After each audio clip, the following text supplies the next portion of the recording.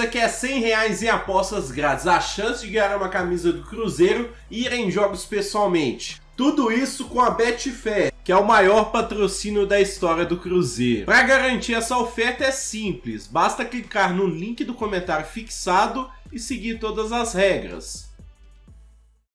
Vou abrir para perguntas, tem algumas bem legais. Pedro Edson esclarece para a gente, o Atlético Paranaense acaba de fechar a venda do Vitor Roque, 74 milhões de euros, né? São 40 milhões de euros fixos, 21 milhões de euros em bônus e mais 13 milhões de euros com pagamento de impostos. O Barça é quem vai desembolsar toda essa grana. Como é que ficou aquela questão envolvendo a disputa do Cruzeiro com o Atlético Paranaense? Isso já está superado? Vocês ainda brigam por isso? Dá uma atualizada nesse assunto, por favor. Esse processo ainda está na CNRD, o clube entrou e é um processo que continua caminhando, é o departamento jurídico do Cruzeiro que está tocando isso. O que está sendo questionado aí é o valor da multa, que não é a multa que o Cruzeiro acredita que deveria ter recebido pela transferência desse atleta. 24 milhões foi quanto o Atlético pagou na oportunidade, foi isso, Pedro? Na realidade, eles depositaram o valor da multa e como o Cruzeiro já tinha formalizado, né, uma proposta de renovação pela Lei Pelé, o clube tinha o direito de fazer essa formalização, agora a discussão está em cima da proposta que o Cruzeiro tinha feito. E aí, só para fechar sobre esse assunto, quantos milhões a gente tem de diferença caso o Cruzeiro prospere nessa ação judicial, Pedro? Isso eu deixo o departamento jurídico falar, viu, Nicola? É um debate aí que está sendo feito. É óbvio que o clube está brigando por bem mais. E é justamente fazer valer a lei. Acho que o grande debate aí é assim, se a Lei Pelé é a lei que está em vigência, o clube formador é o que tinha o direito de oferecer a primeira renovação de contrato para o jogador. O clube só está pedindo para que isso seja validado e segue a vida. Pedro Martins, diretor executivo de futebol do Cruzeiro, fala com a gente ao vivo, direto de Belo Horizonte. Pedro, o Peixe Ambiente quer saber se o Cruzeiro ainda pretende contratar mais jogadores nessa janela, essa bem mais curta, né? Só até dia 2 de agosto. O nosso objetivo, Nicola, assim, a gente teve algumas baixas, né? A gente teve a saída do Richard, a lesão do Ramiro, a lesão do Bilu, né? São essas duas lesões praticamente tiram os atletas da temporada. A gente está tentando trabalhar para que eles tentem pegar essa faixa, esse período final, mas são dois jogadores que a gente acabou tendo baixa. O nosso objetivo é olhar a qualidade média do elenco. Então, assim, a gente não acredita que vai vir ninguém para resolver qualquer problema que o clube tem. A gente acredita muito na nossa força coletiva e o nosso diferencial vai ser o nosso jeito de jogar. Mas a gente está procurando oportunidades aí, caso surja mais alguma oportunidade, além das que a gente já encontrou, né, que foi Paulo Vitor, Lucas Silva e o Palácios, a gente está ativo aí para poder aumentar o nível médio da equipe e manter a equipe cada vez mais competitiva. A gente tenta apertar o Pedro, ele é bom de oratória, você percebe que... Mas a gente vai tentando apertar ele para ver se a gente arranca alguma resposta bem importante. O Vitor Samuel escreve, a mudança da base da Toca 1 para 2 é para a construção do estádio? Não, na realidade a Toca 1 continua funcionando. A gente está fazendo alguns investimentos, inclusive lá para melhorar o serviço oferecido pela base. Infelizmente, assim, não teve nenhum tipo de manutenção feita na Toca 1 durante os últimos anos. É triste, né? Principalmente quando a gente fala do Cruzeiro, que tem um histórico de clube formador. O que a gente tem feito foi quebrar todas as barreiras, Nicola, que existia dentro do clube. Então, imagina um clube como o Cruzeiro e que a base praticamente não entrava na Toca 2. Né? Isso para a gente é inadmissível, principalmente quando você fala que você quer formar jogador. O futebol feminino, que hoje para a gente é um pilar estratégico, o Cruzeiro pagava uma estrutura externa para o futebol feminino treinar. O que a gente fez foi romper essas barreiras todas. Hoje, a estrutura Toca 1 e Toca 2, obviamente, cada categoria tem os seus horários, tem as suas regras, mas assim, todo mundo pode usar as estruturas do clube. Então, o futebol feminino hoje utiliza muito a Toca 2. O Sub-20, ele cumpre basicamente a mesma regra de horários da equipe profissional, então é uma categoria totalmente integrada. E a gente fez um investimento muito legal agora, que foi um campo sintético na Toca 2, o que permite que categorias como Sub-17 também possam treinar lá.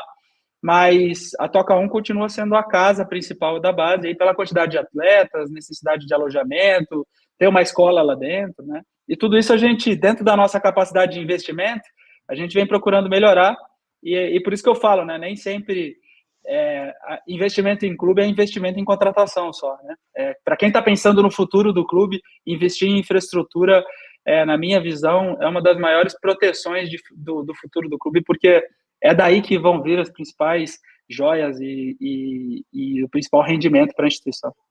Ô Pedro, antes de passar para as próximas perguntas, só me ajuda a entender qual foi a coisa que mais te surpreendeu do ponto de vista negativo quando você assumiu a função de diretor executivo do Cruzeiro. Agora há pouco você citou, por exemplo, o distanciamento entre as categorias, você chegou a falar da falta de estrutura e de gente para buscar reforços, mas qual foi a coisa que mais te chamou a atenção? Foram vários os casos, né, não ligados ao futebol, mas eu queria um parecer seu, um testemunho seu de algo que você falou, não é possível que isso aqui funcionava desse jeito. Nicola, o que mais me chamou a atenção, acho que isso é fruto de todo o restante, né, que acabou gerando no clube, era a cultura existente. Então, assim, as pessoas, quando você saía para conversar com as pessoas, logo nas primeiras semanas ali, as pessoas acreditavam que o tamanho do Cruzeiro iria resolver os problemas da instituição de maneira natural. Eu escutei de mais de uma pessoa que o Cruzeiro ia voltar para a Série A. As pessoas falavam, não, fica tranquilo, o Cruzeiro vai voltar para a Série A, o clube é grande demais. Sendo que estava no terceiro ano de Série B. E sendo que no último ano quase tinha caído para a Série C. Como que você encontra gente dentro da instituição pensando dessa maneira? Então, assim, se você não tem uma cultura de trabalho, uma cultura de que você precisa trabalhar no limite para que você consiga crescer como clube, você nunca vai mudar teu status. Então, hoje eu tenho a felicidade de falar que dentro do Cruzeiro, as pessoas, o dia a dia, as rotinas, e principalmente porque as lideranças cobram isso vai fazer com que o Cruzeiro cresça. Isso vai fazer com que o Cruzeiro retome seu lugar de protagonista. E mudar isso foi doloroso e foi muito difícil. Porque essa cultura foi a cultura que fez com que o clube entrasse nessa dívida bilionária, fez com que o clube trabalhasse muito pouco. As pessoas lá dentro trabalhavam muito pouco. Isso não ia fazer o clube mudar de status. Pedro, em termos de carga horária, em termos de atitude, o que você quer dizer com isso? Eu acredito em tudo. Em termos de carga horária e qualidade de trabalho. Tá. Né? E uma coisa que é importante, quando você perguntava para as lideranças das áreas, as pessoas estavam ali apenas para prestar serviço para a comissão técnica que estava dentro do clube. Então, não existia um planejamento estratégico ou um plano de melhoria para a área de performance, para a área de saúde, para a área de nutrição, para a área de análise de desempenho. As pessoas estavam ali respondendo somente às demandas do treinador. Hoje, não. Hoje a gente dialoga com a comissão técnica, é óbvio, mas todo mundo precisa pensar no crescimento do clube e no crescimento da sua área, né? E isso sim vai fazer com que o Cruzeiro cresça. E assim, Nicola, eu não sou dono dessa cadeira, eu estou como diretor de futebol do Cruzeiro, mas enquanto eu estiver como diretor de futebol do Cruzeiro, o meu papel é defender o futuro do clube. A gente pensa a todo momento no futuro do Cruzeiro. Hoje, o dia a dia ele é difícil, porque a gente precisa roer ali para conversar com o empresário, para tentar tirar jogador de clube, para tentar fazer com que a gente consiga a melhor negociação pagando pouco. Mas tudo isso é para que o futuro do clube seja brilhante. E isso a gente não vai mudar. Ô Pedro, se o Ronaldo não tivesse comprado o Cruzeiro, o que você imagina que seria do clube hoje? Estava na Série C. O Cruzeiro não tinha dinheiro para conseguir... quando a gente chegou, não tinha dinheiro para pagar a conta de luz. Quando a gente chegou, não tinha time para entrar em campo do Campeonato Mineiro. Imagina o que o clube ia fazer ali sem a capacidade de investimento necessária e, pior, sem a capacidade de gestão para tomar decisões duras para fazer com que o clube sobrevivesse. Porque dinheiro, uma hora e outra você sai passando o chapéu, tem um monte de gente que gosta do Cruzeiro e quer ajudar.